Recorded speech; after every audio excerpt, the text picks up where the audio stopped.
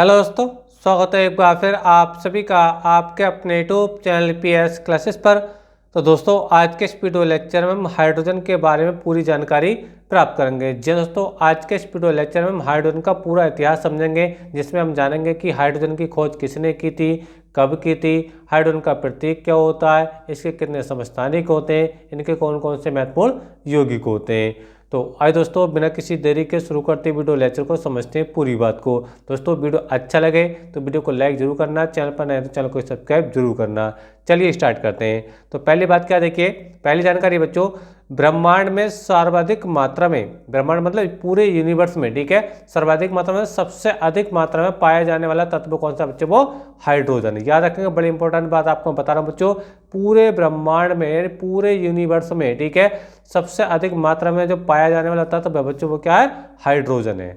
Clear है आप लोग को मेरी बात। चलिए दूसरी बात क्या देखिए, हाइड्रोजन के खोजकर्ता कौन है बच्चों। हाइड्रोजन की खोज किसने की थी बच्चों, वो थे वैज्ञानिक, उनका नाम है कैवेंडिश।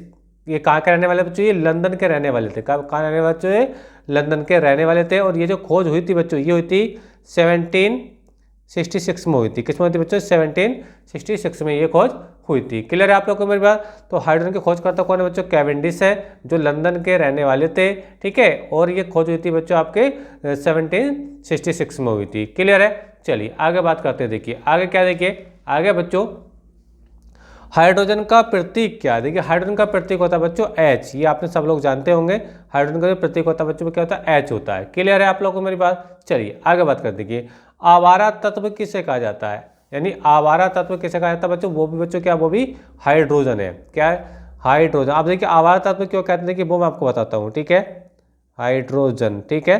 तो याद रखेंगे आवारा तत्व किसे कहा जाता है, वो है बच्चों हाइड्रोजन। अब आवारा तत्व क्यों कहा गया बच्चों, जो हाइड्रोजन है ना, इसका पीरियोडिक टेबल यानी आवर्त सारणी में अभी तक कोई भी स्थान इसका निश्चित नहीं है। इसे ग्रुप नंबर 1 में भी रखा जाता है, ठीक है, और ग्रुप नंबर 17 में भी बच्चों इसको रखा जाता है। क्लियर है आप लोग को मेरी बात, ठीक है। तो आवारा तत्व बच्चों इसलिए कहा जाता है क्योंकि बच्चों इसका पीरियोडिक टेबल यानी आवर्त सारणी में अभी तक स्थान निर्धारित नहीं है, जैसा कि और तत्वों का है। समझ में आप लोग को मेरी बात। तो इसलिए बच्चों हाइड्रोजन को आवारा तत्व के नाम से भी जाना जाता है। उम्मीद करता हूँ ये बात भी आपको अच्छे से क्लियर हो गई होगी, ठीक है। अच्छा, अगली बात क्या बच्चों, हाइड्रोजन के बारे में देखिए, भविष्य का ईंधन यानी फ्यूचर का फ्यूल, या तो ये कहा गया, देखिए भविष्य का ईंधन कहा जाता है। किसको कहा जाता है, वही बच्चों हाइड्रोजन को कहा जाता है। किसको बच्चों, हाइड्रोजन, ठीक है। भविष्य का जो ईंधन है बच्चों, किसको माना जाता है, हाइड्रोजन को माना जाता है। उम्मीद करता हूँ यही बात आपको क्लियर हो रही होगी, ठीक है। चलिए आगे बच्चों हम बात करते हैं। देखिए आगे बच्चों, वह तत्व जिसका परमाणु क्रमांक यानी एटॉमिक नंबर, ठीक है, तथा परमाणु भार यानी एटॉमिक वेट, ठीक है, दोनों समान होता है, ठीक है। यानी एक ऐसा एलिमेंट जिसका परमाणु क्रमांक और परमाणु भार दोनों सेम होते हैं, क्या होता है बच्चों, उसका नाम क्या है, हाइड्रोजन है। क्या है, वो भी हाइड्रोजन। देखिए प्रतीक कैसे लिखते हैं, तो इसको मैं लिख के दिखा रहा हूँ आप लोग को। देखिए 1H1, ये है, देखिए इसका प्रतीक मैं आपको लिख के दिखा रहा हूँ, ठीक है।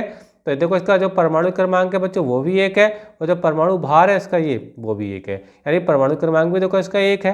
क्लियर है आप लोग को मेरी बात। इसका परमाणु भार भी बच्चों एक है। तो वही बात यहाँ पर कही गई थी कि वह तत्व जिसका परमाणु क्रमांक तथा परमाणु भार दोनों समान होता है, वो क्या बच्चों, क्या है, वो हाइड्रोजन है। पूरे आवर्त सारणी में हाइड्रोजन के अलावा कोई भी ऐसा तत्व नहीं है जिसका परमाणु क्रमांक और परमाणु भार अलग अलग हो। जैसे एग्जाम्पल देता हूँ, सोडियम के लिए समझते हैं।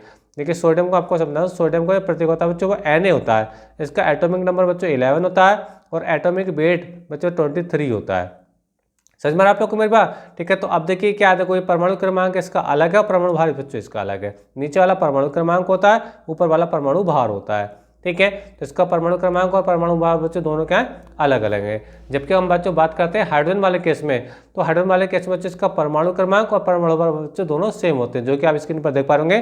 परमाणु क्रमांक भी एक है और परमाणु भार भी एक है। क्लियर है आप लोग को मेरी बात। चलिए नेक्स्ट आपको समझाता हूँ। नेक्स्ट जानकारी क्या है, देखिए हाइड्रोजन के 3 समस्थानिक हैं। हाइड्रोजन के बच्चों 3 समस्थानिक मतलब आइसोटोप है। कौन कौन से, देखिए आपने पढ़ा होगा, देखिए 1H1 होता है पहला, दूसरा होता है बच्चों 1H2 होता है, और तीसरा समस्थानिक होता है बच्चों इसका 1H3, ठीक है। समझ में आप लोग। हाइड्रोजन के 3 समस्थानिक कौन कौन से, 1H1, 1H2 और 1H3, ठीक है। नाम इसका है हाइड्रोनियम, इसका नाम बच्चों आपका ड्यूटेरियम, इसका नाम बच्चों आपका ट्राइटियम, ठीक है। उम्मीद करता हूँ बच्चों तीनों के बारे में आपको समझ में आ गया होगा। हाइड्रोजन के बच्चों 3 समस्थानिक होते हैं। कितने होते हैं बच्चों?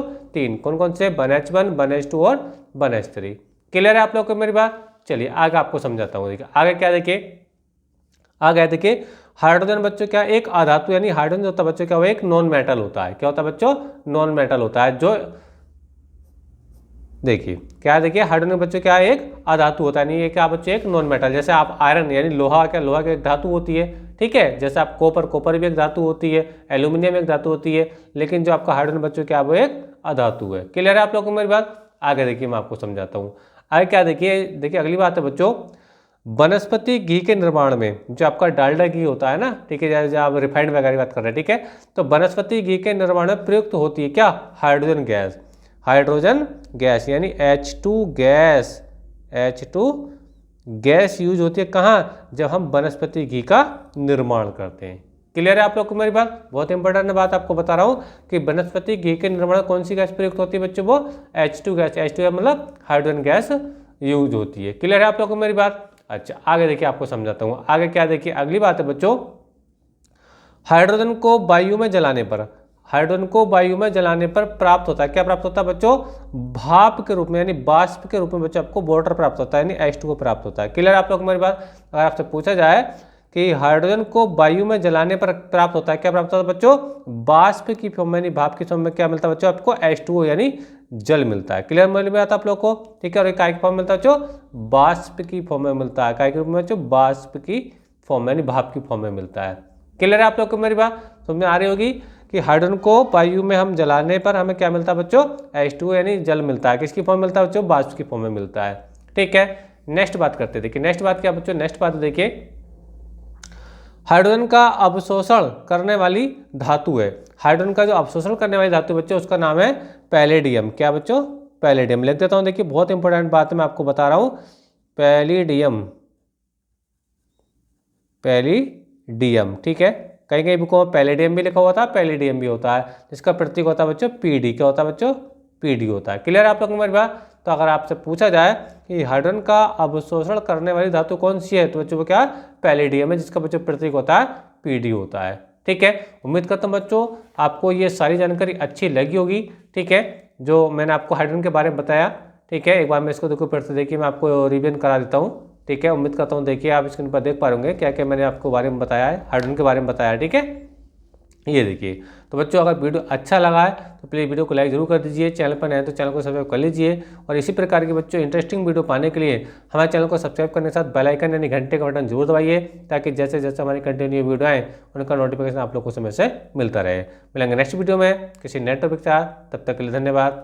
Best of luck. जय हिंद, जय भारत।